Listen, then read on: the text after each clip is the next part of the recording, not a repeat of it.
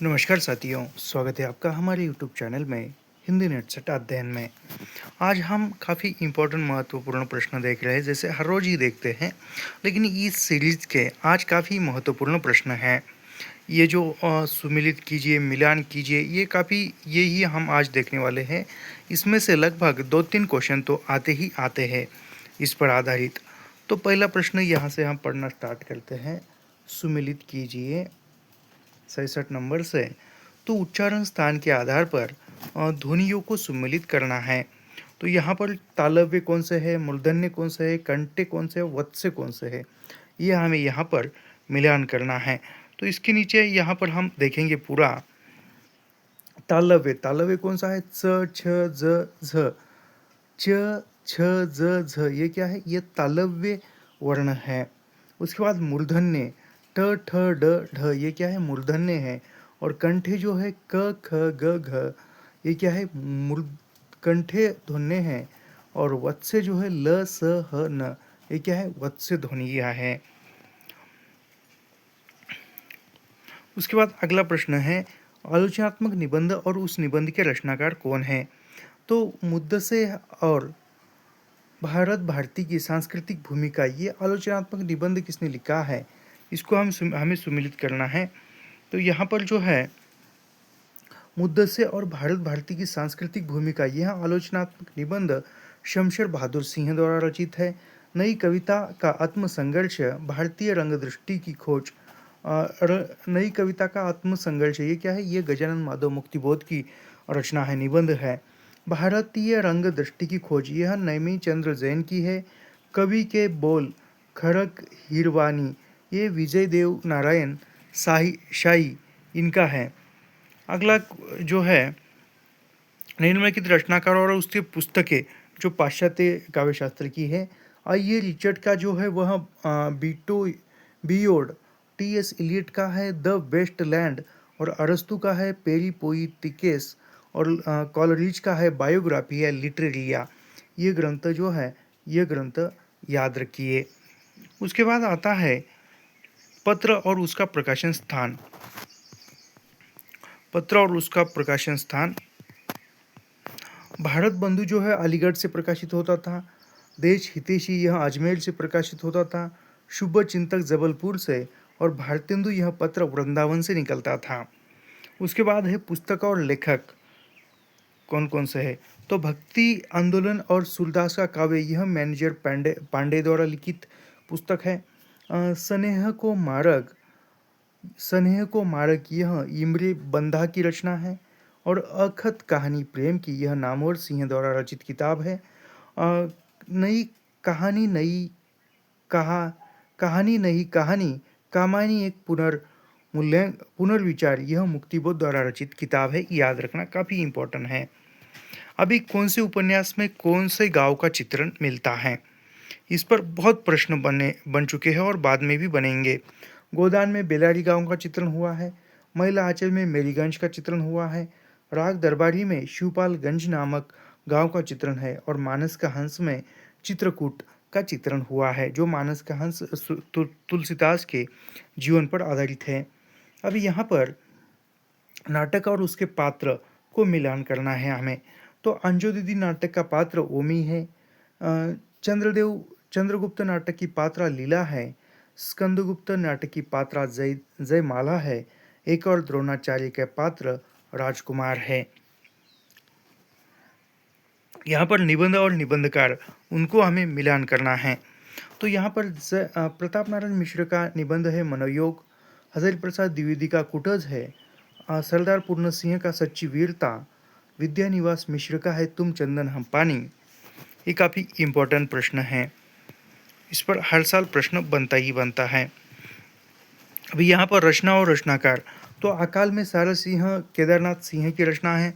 अकाल में सारस केदारनाथ सिंह। वन पाखी सुनो नरेश मेहता की है। ठंडा लोहा धर्मवीर भारती की रचना है।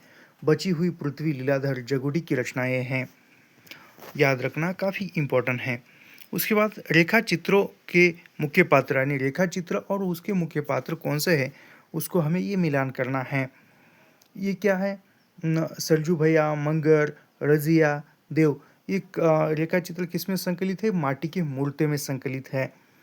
सरजू भैया जो है वह गंगोभाई इसका पात्र है संयोगी। मंगल में झकोलिया पात्र है। रजिया में हसन जो रजिया का पति है। देव में कुनकुन है। प्रथम प्रकाशन वर्ष के अनुसार भगवती चरण वर्मा द्वारा रचित उपन्यासों को पहले के बाद में, यानी भगवती चरण वर्मा के जो उपन्यास है उनको क्रम के आधार पर लगाना है हमें यहाँ पर। तो उनका उपन्यास जो है चित्रलेखा 1934, टेढ़े मेढ़े रास्ते 1946, भूले बिसरे चित्र 1959, सामर्थ्य और सीमा 1962, सबही नचावत राम गोसाई 1970। ये उपन्यास भगवती चरण वर्मा के हैं, याद रखना। प्रथम प्रकाशन वर्ष के आधार पर हिंदी की दलित आत्मकथाओं, यानी जो हिंदी की जो दलित आत्मकथाएं हैं उनका प्रकाशन वर्ष के आधार पर क्रम लगाना है हमें। तो दोहरा अभिशाप 1999, झोपड़ी से राजभवन 2002, मेरी पत्नी और भेड़िया 2009, मुर्दैया 2010 और सिकंजे का दर्द 2011। याद रखना ये दलित आत्मकथाओं का प्रकाशन वर्ष के आधार पर क्रम है। दोहरा अभिशाप 1999, झोपड़ी से राजभवन 2002, मेरी पत्नी और भेड़िया 2009, मुर्दैया 2010, शिकंजे का दर्द 2011। अगला क्या है? बीन भी हूँ मैं गीत में सोए के संबंध में महादेवी वर्मा के निज कथनों का उपयोग किया है। ऐसे अंश नीचे दिए गए में इन्हें गीत में आने के अनुसार, यानी जो सोए को सिद्ध करते हुए जो लेखिका ने महादेवी वर्मा ने पंक्तियाँ बताई है उसको पहले से अंत तक लगाना है। तो सबसे प्रथम वो कहती है उनका गीत में आने के अनुसार पहले के बाद में सही क्रम, यानी गीत की कौन सी पंक्ति पहले आई है कौन सी बाद में आई है। तुम्हारी रागिनी, कुलहीन प्रवाहिनी, अखंड सुहागिनी, सुनहल दामिनी, स्मित चांदनी, ये क्रम सही है। आगे बढ़ते हैं।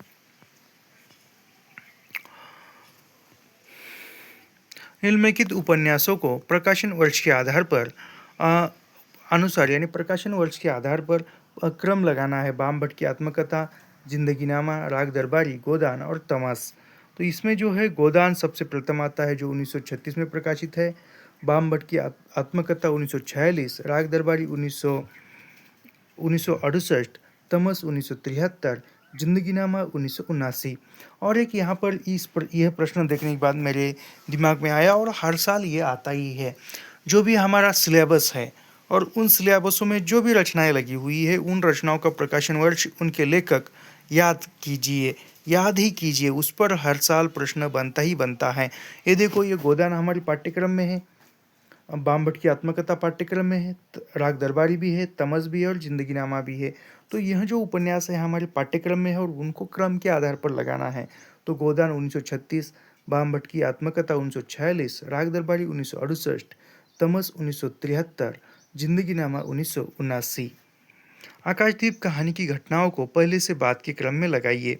आकाशदीप, चंपा द्वारा दीपक का जलाना, दीप स्तंभ का महोत्सव, चंपा और जया द्वारा नौका विहार, बुद्धगुप्त और नायक के बीच द्वंद्व युद्ध, बंदी द्वारा पोत से सबद्ध रज्जू का काटना। तो यहाँ पर जो है बुद्धगुप्त और नायक के बीच में युद्ध सबसे प्रथम आता है। नहीं, सबसे प्रथम बंदी द्वारा तोप से काट जाते हैं, फिर वह नौका पर जो है वह बोट में युद्ध करते हैं, ये सब कुछ है। तो यहाँ पर देखते हैं, बंदी द्वारा तोप से सबद्ध रज्जू का काटना, यानी जो नौका जो है बांधी हुई है किनारे उसको काट कर हो जाते हैं। फिर बाद में बुद्धगुप्त और नायक के बीच में युद्ध होता है। फिर चंपा जो है उस जहाँ पर चंपा द्वीप में बसते हैं वहाँ पर वो दीपक जलाती है। फिर चंपा और जया नौका में विवाह करने बैठती है और अंतिमतः जो दीप स्तंभ का महोत्सव होता है। हमने ये कहानी पढ़ी हुई है, हमारे इसमें उपलब्ध है। स्कंदगुप्त नाटक के प्रथम अंक में आए संवादों को पहले से बाद का क्रम सही लगा, यानी प्रथम अंक में जो संवाद आए हैं उसको सही मार्गों में सही क्रम में लगाना है। तो सबसे प्रथम क्या आता है?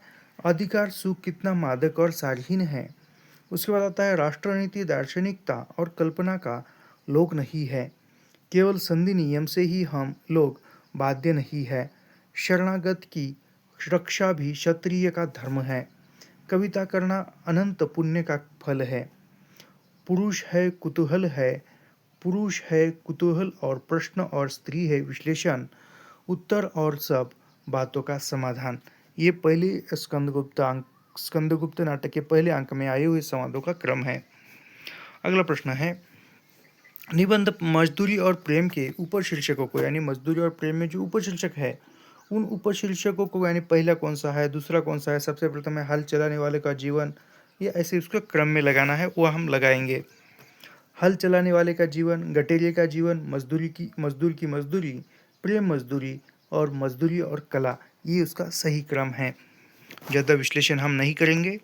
अरे यायावर रहेगा याद में निम्नलिखित अध्यायों को पहले से बाद के क्रम में लगाइए।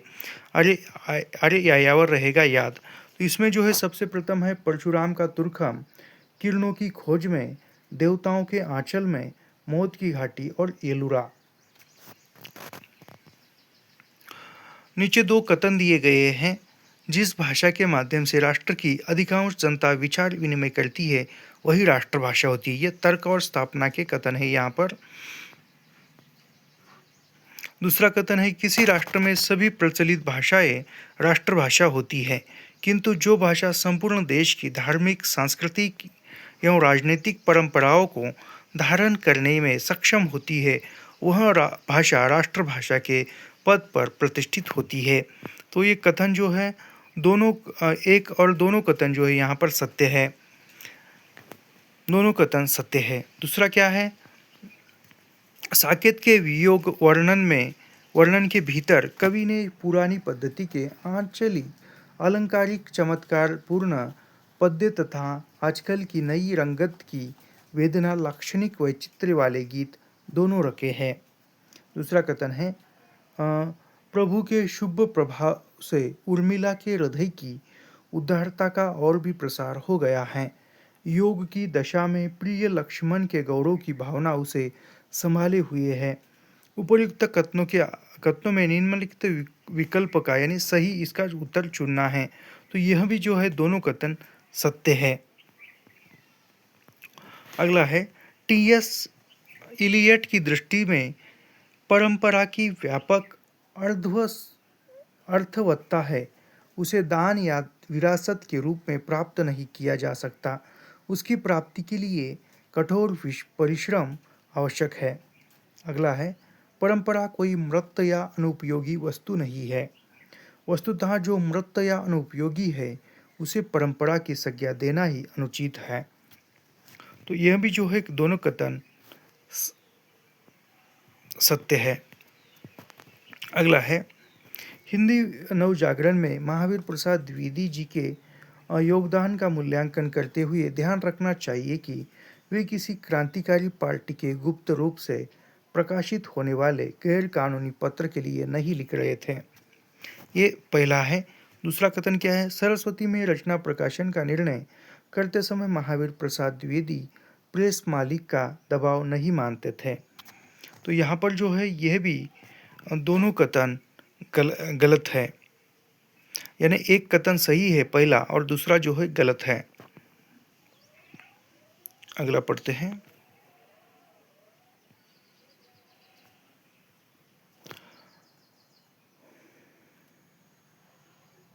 प्रेमचंद स्त्री स्वतंत्रता के समर्थक थे परंतु वे विवाह को बनाए रखना चाहते थे। यानी प्रेमचंद स्त्री स्वतंत्रता के प्रतीक थे। प्रेमचंद्र चाहते थे कि स्त्री जो है स्वतंत्र हो जाए, लेकिन वो विवाह को भी बनाए रखना चाहते थे। गोदान उपन्यास में महत्वपूर्ण स्त्री चरित्र सक्षम, शक्तिशाली और परिस्थितियों को अनुकूल बनाने के लिए संघर्षरत है। इनमें से अनेक का वैवाहिक जीवन तनावपूर्ण है परंतु वे इसे बनाए रखना चाहती है। तो यहाँ पर जो है दोनों कथन सही है।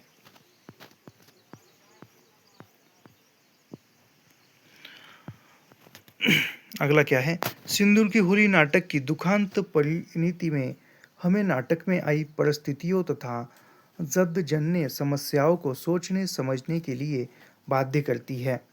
सिंदूर की होली अद्भुत, गहन, गंभीर, सामान्य से परे नाटक है तथा उनके पात्र अत्यंत सहज है और स्वाभाविक मनोवृत्ति की प्रवृत्ति भूमि पर विचरते नजर आते हैं। तो यहाँ पर जो है, यहाँ पर भी दोनों कथन सही है। अगला पढ़ते हैं। शिव शंभू के चीटे से संबंधित निम्नलिखित कथनों पर विचार कीजिए। शिव शंभू के चीटे, इन चीटों में से 8 चीटे लॉर्ड कर्जन के नाम और 2 चीटे लॉर्ड मिंटो के नाम है। खतों में से एक खत गुप्त जी के शाइस्ता खां के नाम से फुलर साहब को तथा एक सर सैयद अहमद के नाम से अलीगढ़ कॉलेज के छात्रों को लिखा है। तो यहाँ पर जो है, यहाँ पर भी दोनों कथन सही है। यहाँ पर जो शिव शंभू के चीटे हैं, उस शिव शंभू के चीटे नामक निबंध के जो अनुक्रमांक है वह अनुक्रमांक देखते हैं। पहला शीर्षक का नाम है उपशीर्षक का बनाम लॉर्ड कर्जन, दूसरा है श्रीमान का स्वागत, तीसरा है वायसराय का कर्तव्य, उसके बाद है पीछे मत फेंकिए, फिर है आशा का अंत, एक दुराशा, विदाई, संभाषण, बंग विच्छेद, लॉर्ड मिंटो का स्वागत, मार्ली साहब के नाम, आशीर्वाद, शाइस्ते खां का खत 1, शाइस्ते खां का खत 2 और सर सैयद अहमद का खत। ये जो है यहाँ पर याद रखिए, ये बहुत बार परीक्षा में पूछा हुआ है। जो शिव शंभू के चीटे हैं, उस शिव शंभू के चीटे के अंतर्गत जो उपशीर्षक है उनका क्रम बहुत बार परीक्षा में पूछा हुआ है। पहला है बनाम लॉर्ड कर्जन, दूसरा है श्रीमान का स्वागत, तीसरा है वायसराय का कर्तव्य, चौथा है पीछे मत फेंकिए, पंचम है आशा का अंत, छठवां है एक दुराशा, सातवां है विदाई संभाषण, आठवां है बंग विच्छेद, नवम है लॉर्ड मिंटो का स्वागत, 10वां है मार्ली साहब के नाम और 11वां है आशीर्वाद। फिर 12वां आता है शाइस्ते खां का खत 1 और 13वां आता है शाइस्ते खां का खत 2 और अंतिम आता है 14वां सर सैयद अहमद का खत। तो यहाँ पर ये याद रखिए, शिव शंभू के चीटे नाम में जो उपशीर्षक है इनका क्रम याद रखिए, परीक्षा में पूछा हुआ है और उसके बाद भी पूछा जाएगा। ये काफ़ी उतना ये नहीं है, ये अनुच्छेद के प्रश्न हैं। हम सीधा आगे बढ़ते हैं, ये छोड़कर अनुच्छेद के प्रश्न है तो ज़्यादा ये नहीं करना चाहिए। निम्नलिखित में से कौन आर्य भाषाओं में शामिल नहीं है? अभी यहाँ पर आर्य भाषाओं में कौन शामिल नहीं है निम्न में से? तो यहाँ पर जो है अरबी जो है आर्य भाषा में शामिल नहीं है। अरबी आर्य भाषा में शामिल नहीं है।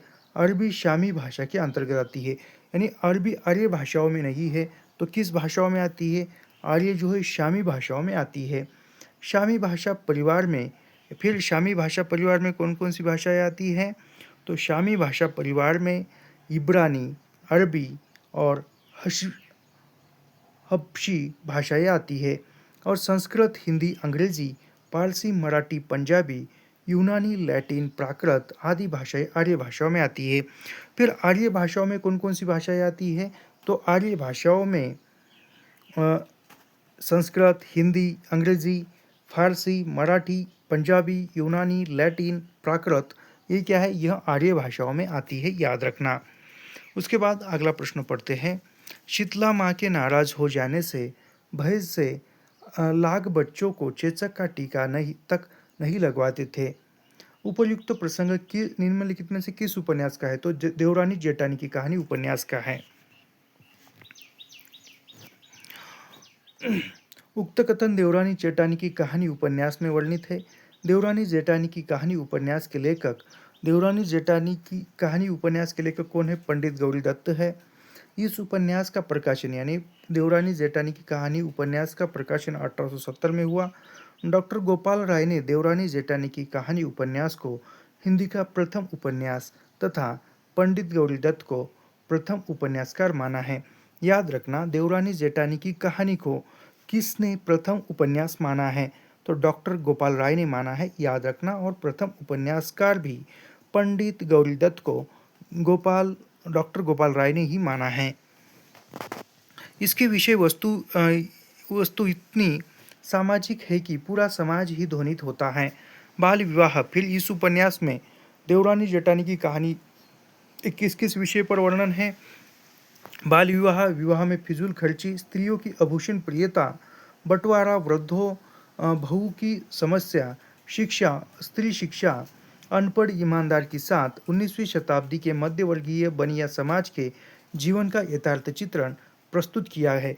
यह प्रश्न बहुत बार आया है कि निम्नलिखित में से किस उपन्यास में मध्यवर्गीय बनिया समाज का चित्रण है तथा देवरानी जेठानी कहानी उपन्यास में किसका वर्णन है। बहुत बार प्रश्न आया है। अगला पढ़ते हैं, एक अनुच्छेद है। बसंत ऋतु का प्रभात था, मंद मंद था अनिल बह रहा, बाल रून की मृदु किरणें थी, अलग अगल बगल स्वर्णभास शिखर थे, एक दूसरे से विरहित हो अलग अलग अलग रह कर ही जिनको सारी रात बितानी होती। निशा काल के चिर अभिशापित बेबस ऊन चकवा चकई का बंद हुआ क्रंदन उपर्युक्त पंक्तियों में चकवा चकई के बारे में उक्त नागार्जुन के विचारों को साहित्य जगत में कहा जाता है। क्या साहित्य जगत में क्या कहा जाता है इसको, तो इसके बारे में पढ़ती है। बसंत ऋतु का प्रभात था मंद मंद, ये बादल को घिरते देखा है कविता का अंश है। इसमें बादल को घिरते देखा है कविता जो है युग धारा काव्य संग्रह में संकलित है। नागार्जुन प्रगतिवादी कवि है। नागार्जुन क्या है? प्रगतिवादी कवि है। इनके द्वारा रचित काव्य संग्रह है। फिर नागार्जुन के रचित काव्य संग्रह कौन से है? युगधारा 1953, सतरंगे पंखों वाली 1959, प्यासी पतराई आंखें 1962, भस्मांकुर 1971, तुमने कहा था 1980, पुरानी जूतियों का कोरस 1983। ये नागार्जुन की कविता संग्रहों का क्रम है। अगला प्रश्न पढ़ते हैं। टी.एस. इलियट की आलोचना की विशेषता में शामिल है। अभी टी.एस. इलियट ने जो आलोचना ये की है उनकी विशेषताओं में कौन कौन से शामिल है तथ्य, तो यहाँ पर कविता आत्मगत अभिव्यक्ति से पलायन करती है उसके इस विशेषता में। और उसके बाद है कवि काव्य का माध्यम भर जाता है। यहाँ पर उसके बारे में पढ़ते हैं। कविता आत्मगत अभिव्यक्ति से पलायन है तथा कवि का काव्य का माध्यम भर है। यह दोनों टी.एस. इलियट की आलोचना की विशेषता में शामिल है। टी.एस. इलियट ने अपनी आलोचना के संबंध में कहा है। अभी टी.एस. इलियट ने खुद की आलोचना के संबंध में लिखा है। क्या लिखा है? निज काव्य कर्मशाला का उपजात या काव्य निर्माण के प्रसंग में अपने चिंतन का विस्तार। ये किसका कथन है? तो यह टी.एस. इलियट का है, याद रखना। फिर से पढ़ते हैं। निज काव्य कर्मशाला का उपजात या काव्य निर्माण के प्रसंग में अपने चिंतन का विस्तार कहाँ है? टी.एस. इलियट द्वारा रचित प्रमुख रचनाएं। अभी टी.एस. इलियट की रचनाएं याद रखना, बहुत बार इसमें पूछा जाता है परीक्षा में। The secret wood, selected essays ancient and modern, homage to John Dryden, Elizabethan essays आदि। ये क्या है? ये टी.एस. इलियट की रचनाएं हैं। अभी यहाँ पर परिंदे कहानी की पात्र है, तो परिंदे कहानियों के पात्रों में कौन कौन से हैं? तो ह्यूबर्ट है, लतिका है और डॉक्टर मुखर्जी है, श्यामनाथ नहीं है। ह्यूबर्ट है, लतिका है और डॉक्टर मुखर्जी भी है। तो ए बी डी किसी में नहीं है यहाँ पर। डॉक्टर मुखर्जी, ह्यूबर्ट तथा लतिका तीनों परिंदे कहानी के पात्र हैं। परिंदे कहानी 1960 में प्रकाशित है, जो निर्मल वर्मा द्वारा लिखित है। कहानी के लेखक निर्मल वर्मा को स्मृतिका कहानीकार माना जाता है। यानी कहानी रचनाओं में कहानीकारों में स्मृतिका रचनाकार किसको माना जाता है? तो निर्मल वर्मा को स्मृतिका रचनाकार माना जाता है, याद रखना। परिंदे नाम से इनका कहानी संग्रह भी है, यानी परिंदे कहानी भी है और कहानी संग्रह भी है। परिंदे कहानी संग्रह में कुल कितनी 7 कहानियां संकलित है? अभी उस 7 कहानियों के नाम क्या है? अंधेरे में, तीसरा गवाह, डायरी का खेल, माया का मर्म, पिक्चर पोस्टकार्ड, सितंबर की एक शाम, परिंदे। आगे बढ़ते हैं।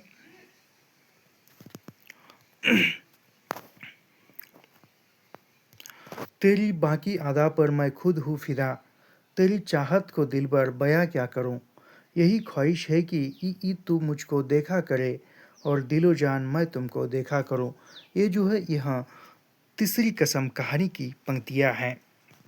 तीसरी कसम जो फणीश्वरात रेणु की कहानी है और हमारे पाठ्यक्रम में भी है और हमने उसको पढ़ा भी है और ये निःशुल्क इस चैनल पर उपलब्ध है। तीसरी कसम कहानी में प्रयुक्त है। तीसरी कसम कहानी के लेखक फणीश्वरात रेणु हैं। इस कहानी में उन्होंने बिहार प्रांत के ग्रामीण जीवन को उभारने का सफल प्रयास किया है। फणीश्वरात रेणु की किस कहानी में बिहार प्रांत के ग्रामीण जीवन को उभारने का चित्रण किया है? तो तीसरी कसम कहानी में किया है। अभी तीसरी कसम कहानी के प्रमुख पात्र है हीरामन, हीराबाई, धुन्नीराम, पलटदास, लाल मोहर, जबकि रसप्रिया, रसप्रिया पंचलाइट, लालपान की बेगम, समदिया, ठेस, पहलवान की ठोस ढोलक, एक आदिम राती की महक, ये रेणु की प्रसिद्ध कहानियां हैं, याद रखना। ये आगे बढ़ते हैं। सुमिलित कीजिए, तो यहाँ पर हम उसको सुमिलित करेंगे। मित्रता बड़ा अनमोल रतन, कब इसे तोल सकता है धन। ये रामधारी सिंह दिनकर की उक्ति है। इस देश को हे दीन बंधो आप फिर अपनाए, भगवान भारतवर्ष को फिर पुण्य भूमि बनाए, ये मैथिलीशरण गुप्त की उक्ति है। शीतल ज्वाला जलती है, ईंधन होता द्रग जल का, ये जयशंकर प्रसाद की पंक्ति है। नाश भी हूँ मैं अनंत विकास का क्रम भी, त्याग का दिन भी, चरम अशक्ति का तम भी, ये महादेवी वर्मा की उक्ति है। आगे बढ़ते हैं। तीसरी कसम कहानी के पात्र है, तो तीसरी कसम कहानी के पात्र कौन कौन से हैं? शायद हमने ये अभी पढ़ा, नहीं वो नहीं। तीसरी कसम कहानी के पात्र कौन से हैं? पलटदास है, धुन्नीराम है, रमपतिया नहीं है, चुरमुनिया भी नहीं, चुरमुनिया है शायद, नहीं है, दोनों ही है, धुनीराम और पलटदास। तीसरी कसम कहानी के पात्र धुनीराम और पलटदास है। इस कहानी के अन्य पात्र, यानी तीसरी कसम कहानी के अन्य पात्रों में क्या है? हीरामन, हीराबाई, लाल मोहर, पलटदास, उसके बाद लसुनवा भी एक पात्र है, लसुनवा ऐसा कुछ तो नाम है। तीसरी कसम उर्फ मारे गए गुलफाम कहानी के लेखक, तीसरी कसम कहानी का ही नाम है उर्फ मारे गए गुलफाम। इस कहानी का प्रकाशन 1956 में हुआ। तीसरी कसम कहानी का प्रकाशन कब होता है? 1956।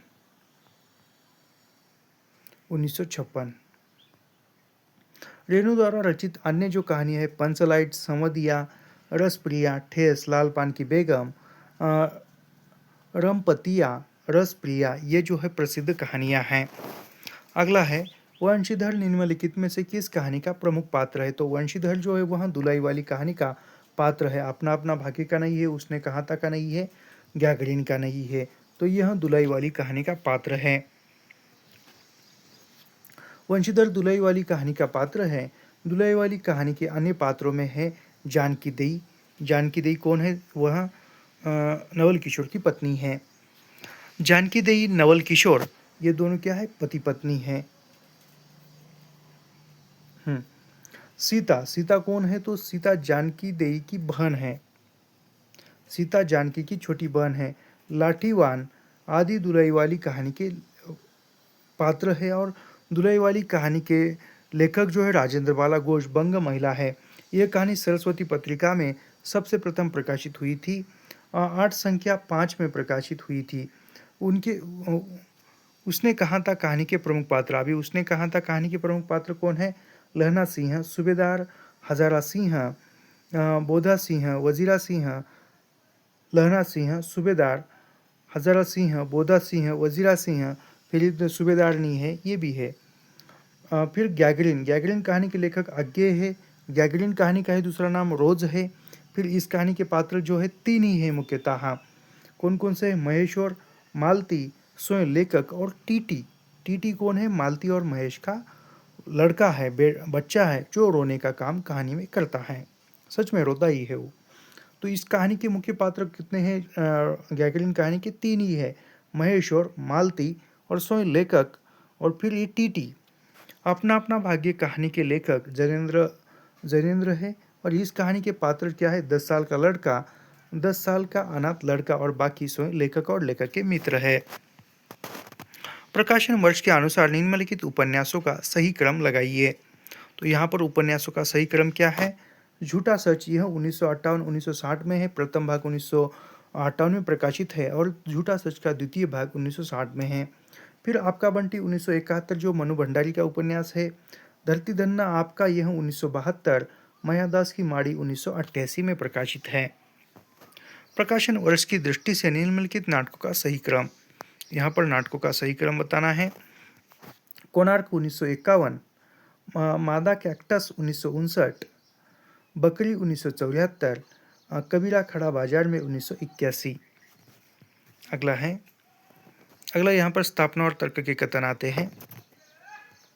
आज की विषम और संकटपूर्ण स्थिति में व्यक्ति अपनी असहायता और अकेलेपन में निर्णय नहीं ले पाता, और ले भी पाता है तो उसकी परिणति अर्थहीनता में होती है। क्यों होती है? क्योंकि आधुनिक काल में मशीनीकरण के वर्चस्व के कारण व्यक्ति की पहचान खो गई है। उक्त कथनों के आलोचक में नीचे दिए गए विकल्पों में से उपयुक्त उत्तर का चयन कीजिए। तो यहाँ पर क्या है? तो यहाँ पर दोनों कथन जो है सही है। अगला है, निम्नलिखित में से सा काव्य घटनानुकूल शब्द उपस्थिति किसका है? तो ये ग्रंथ है सा काव्य घटनानुकूल शब्दों परिस्थिति। यह किसका ग्रंथ है? तो यह ग्रंथ जो है जगन्नाथ का है। यहाँ पर वामन की नहीं, वो उक्ति है, वो हमने ग्रंथ बोला। तो यहाँ पर वामन की उक्ति क्या है? वामन का कथन क्या है? काव्य शब्दोडयंकुलार अलंकार संस्कृत्यो शब्दार्थ्यो वर्तते। ये किसका? वामन का है। कुंतक का कथन क्या है? शब्दार्थ्यो संयुते वक्र कवि व्यापार शालिनी बंदे व्यवस्थितो काव्य। ये किसका है? ये कुंतक का है। फिर रुद्रट का क्या है?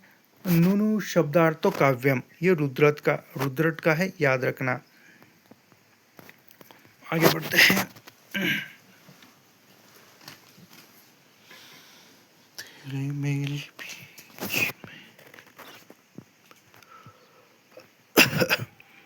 पद्माकर भट्ट के बारे में रामचंद्र शुक्ल का विचार है। अभी पद्माकर भट्ट के बारे में रामचंद्र शुक्ल क्या कहते हैं? तो पद्माकर भट्ट के बारे में रामचंद्र शुक्ल का विचार है कि ऐसा सर्वप्रिय कवि इस काल के भीतर बिहारी को छोड़कर दूसरा नहीं हुआ, क्योंकि पद्माकर की रमणीयता ही सर्वप्रियता का एकमात्र कारण है। अगला प्रश्न है, आषाढ़ का एक दिन नाटक मोहन राकेश का है जो 1958 में प्रकाशित है। उसमें कालिदास मुख्य पात्र है, मल्लिका अंबिका भी पात्र है। आषाढ़ का एक दिन राजाश्रय और व्यक्ति स्वतंत्रता के बीच भटकती हुई सृजनात्मकता का नाट्यबिंब है। यह कथन किस आलोचक का है? तो यह कथन बच्चन सिंह का है। हिंदी नाटक बिहारी का नया मूल्यांकन, आलोचक और आलोचना, आधुनिक हिंदी साहित्य का इतिहास, आधुनिक हिंदी आलोचना के बीज शब्द। ये क्या है? बच्चन सिंह की आलोचनात्मक कृतियाँ हैं। बच्चन सिंह की आलोचनात्मक कृतियाँ क्या है?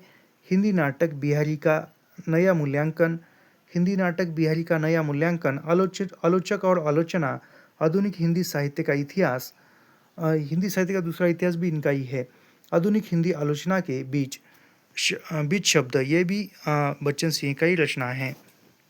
अगला प्रश्न है, कोमल कपोल पाली में सिद्धि साधी स्मित देखा, जानेगा वही कुटिलता जिसने भव में बल देखा।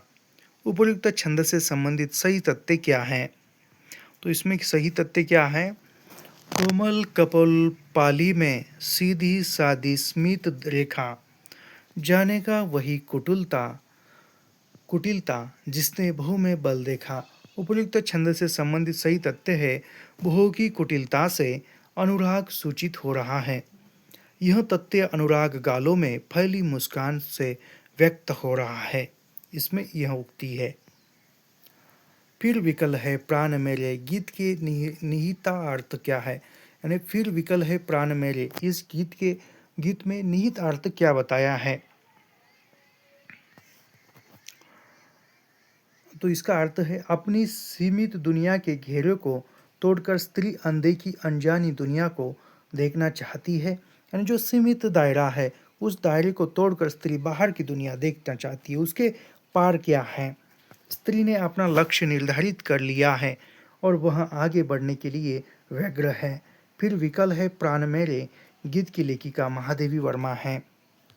महादेवी वर्मा छायावाद युग की लेखिका है। यानी महादेवी वर्मा किस युग की लेखिका है?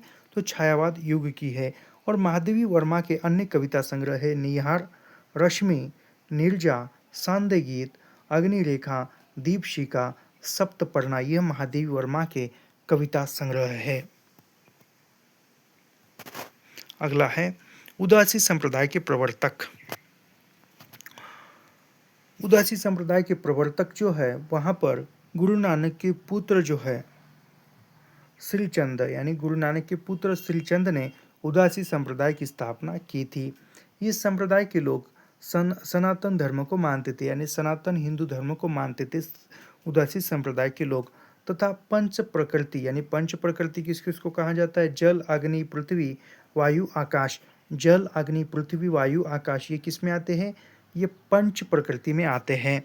निम्नलिखित पंच प्रकृतियों को अनुक्रम के आधार पर लगाइए या सही क्रम में लगाइए। तो जल, अग्नि, पृथ्वी, वायु ये याद रखना। जल, अग्नि, पृथ्वी, वायु ये सही क्रम है। और आकाश, अंतिमता क्या है? आकाश। सबसे ऊपर क्या है? आकाश। तो हम क्या करते हैं? सबसे प्रथम यहाँ पर पृथ्वी को लेते हैं, फिर जल को लेते हैं, फिर अग्नि को लेते हैं, फिर वायु को लेते हैं, फिर आकाश को लेते हैं। ऐसा नहीं है। पृथ्वी यानी क्या है? जमीन। तो जमीन के नीचे क्या रहता है? जल। जल रहता है। फिर इस पर क्या आएगा? तो सबसे प्रथम क्या आएगा? जल। फिर क्या आएगा? इस पर क्या रहेगा? जल के ऊपर क्या है? अग्नि। फिर अग्नि के ऊपर क्या है? पृथ्वी। फिर क्या है? वायु। और फिर है आकाश सबसे ऊपर। तो ये पंच प्रकृति में आते हैं की पूजा करते हैं। जबकि लक्ष्मीचंद तथा मलुकदास संत कवि है। लक्ष्मीचंद और मलुकदास क्या है? संत कवि है। ये उदासी संप्रदाय में इस पंच प्रकृतियों की पूजा करते हैं। संस्मरण की पुस्तकें हैं। अभी निम्नलिखित में संस्मरण की पुस्तकें कौन कौन सी है? तो यहाँ पर नंगा तलाई का गांव, नंगा तलाई का गांव, अच्छे दिन बाछे गए, संस्मरण की पुस्तकें हैं। नंगा तलाई का गांव 2004 में प्रकाशित संस्मरणात्मक कृति है। इसके लेखक जो है विश्वनाथ त्रिपाठी है। इनकी अन्य यानी विश्वनाथ त्रिपाठी की संस्मरणात्मक किताबें, अन्य कृतियाँ कौन सी है? योमकेश दरवेश का 2010 में गंगा स्नान करने चलेंगे ये है। और 2012 में अच्छे दिन बाछे गए 2004 की है। संस्मरणात्मक कृति के लेखक काशीनाथ सिंह हैं। अच्छे दिन बाछे गए ये किसकी कृति है? तो यह काशीनाथ सिंह की कृति है। काशीनाथ सिंह की कृति है। इनकी अन्य यानी काशीनाथ सिंह की अन्य संस्मरणात्मक किताबें क्या है? घर का जोगी जोगड़ा 2006, या हो कि न याद हो कि न याद हो 1992। जबकि रंजन धंजल लड़ेंगे हजार साल ये रिपोर्टाज विधा की रचनाएं हैं। रंजल धंजल यह रिपोर्टाज शैली में लिखा हुआ रिपोर्टाज रिंजल धंजल यह फनीशात रेणु की रचनाएं हैं। लड़ेंगे तो वे लड़ेंगे हजार साल ये इसके शिव सागर मिश्र की रचनाएं हैं। रिपोर्टाज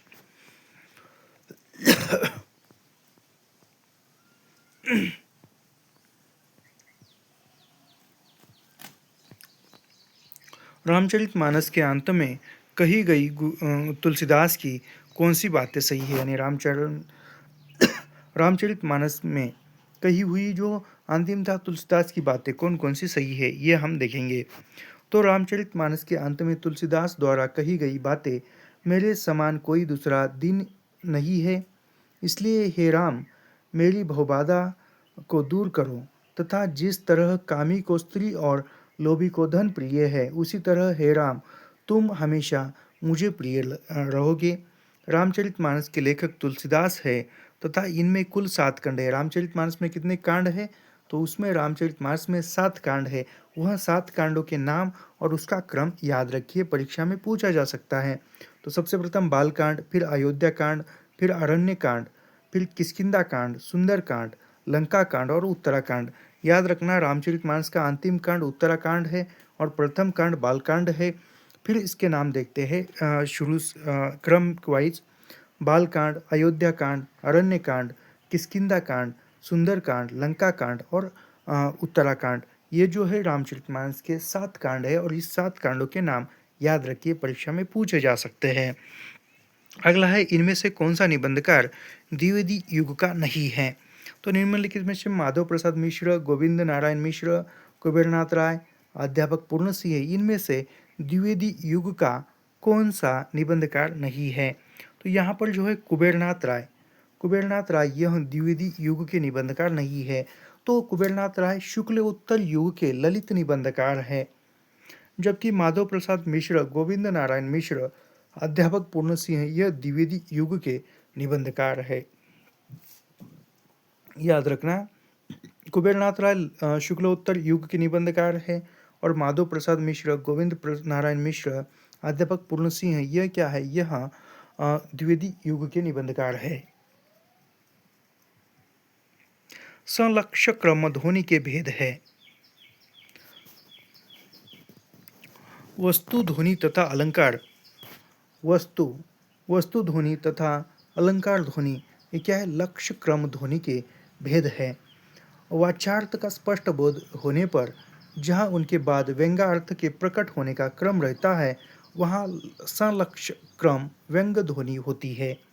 इसे अनुक्रम ध्वनि भी कहा जाता है, यानी संलक्ष्य क्रम ध्वनि को ही अनुक्रम ध्वनि कहा जाता है। याद रखना, क्योंकि जिस प्रकार घंटे पर चोट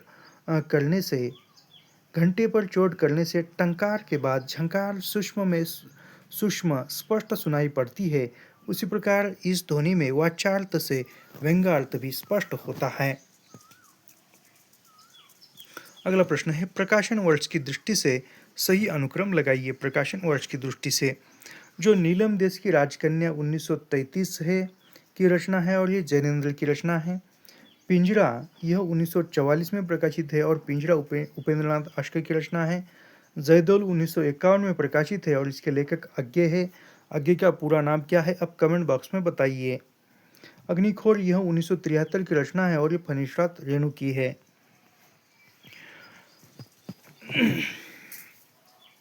विभ्रम और यथार्थ, इल्यूजन एंड रियलिटी के लेखक है।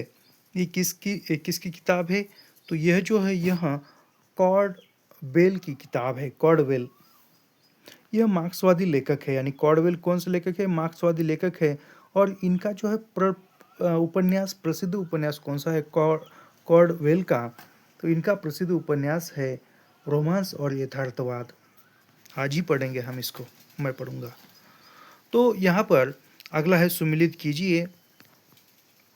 विषमता की पीड़ा से हो रहा स्पंदन विश्व महान, ये जयशंकर प्रसाद का है। मिलन के पल केवल दो, चार विरह के कल्प अपार, सुमित्रानंद पंत की उक्ति है। फिर क्या है? दिन 12 वर्षों में घुटे के भी सुने गए हे फिरते, ये मल्लीशरण गुप्त का है। तोड़ दो यह क्षितिज भी देख लूँ उस और क्या है, ये महादेवी वर्मा की उक्ति है। एक और द्रोणाचार्य के कथन है। एक और द्रोणाचार्य नाटक में द्रोणाचार्य के कथन कौन कौन से हैं? तो यहाँ पर एक और द्रोणाचार्य में द्रोणाचार्य के कथन है, उस दिन भूख मेरे सिद्धांत से बड़ी हो गई थी, राजकीय अन्न की दास्तां ने मेरा विवेक खरीदा। एक और द्रोणाचार्य नाटक के लेखक शंकर शेष है।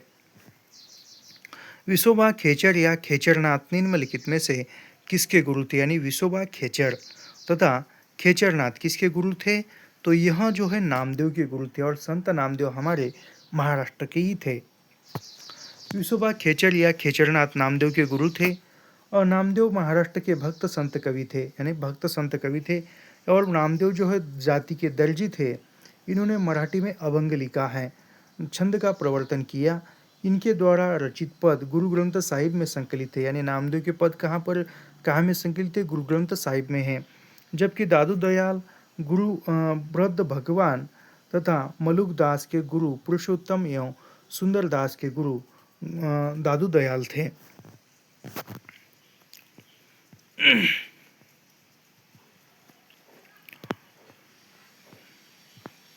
ये अंतिम प्रश्न 2 देखेंगे और फिर रुकेंगे हम।